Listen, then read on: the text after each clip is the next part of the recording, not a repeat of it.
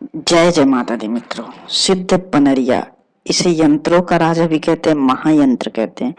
इस यंत्र में इतनी ज्यादा सिद्ध शक्ति है कि यह यंत्र ब्रह्मांड की असीम ऊर्जा, असीम शक्ति को ग्रहण करती है और उस साधक को पूरी तरह से लाभान्वित कर देती है, जो इसे धारण करता है, जो इसे बनाता है।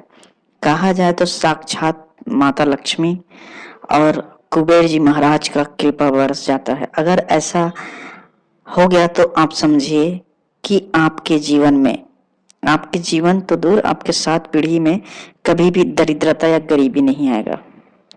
यह छोटा सा प्रयोग पूरी की पूरी जिंदगी को बदल देता है। आपने सुना होगा, अक्सर किसी का लॉटरी लग जाता है, किसी को कोई हीरा मिल जाता है, किसी को कुछ न कुछ फायदा हो जाता है। एक पत्थर से हीरा मिल गया, अचानक से उन लोगों का किस्मत कैसे बदलता है? इसके पीछे का कारण है कि उसके जीवन में कुछ ऐसे गुप्त कर्म हुए हैं जिसे वह खुद नहीं जानता, लेकिन परिणाम को वह जान जाता है। तो यह कर्म जो है आपको सचेतन अवस्था में करना है, यंत्र धारण करना है, यंत्र को बनाना है।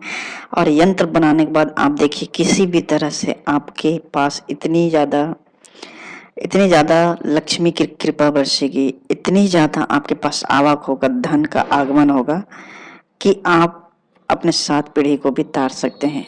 यह सत्य है और आजमाया हुआ यंत्र है, परम गोपनीय यंत्र है।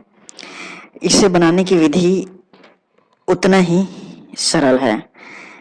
इसे सही तरीके से अगर आप पूर्ण रूप से विधिवत पूर्वक धारण कर ले तो समझ जाइए, आपको कृपा, आवक या फिर कुबेर जी का साक्षात आपके घर वास होगा।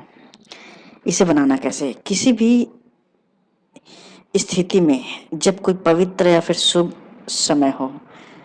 अब शुभ समय का अर्थ होता है जब ब्रह्मांड की ऊर्जा अपनी चरम अवस्था में होता है, जैसे कि नवरात्रि, शिवरात्रि, दीपावली, पूर्णिमा, होली।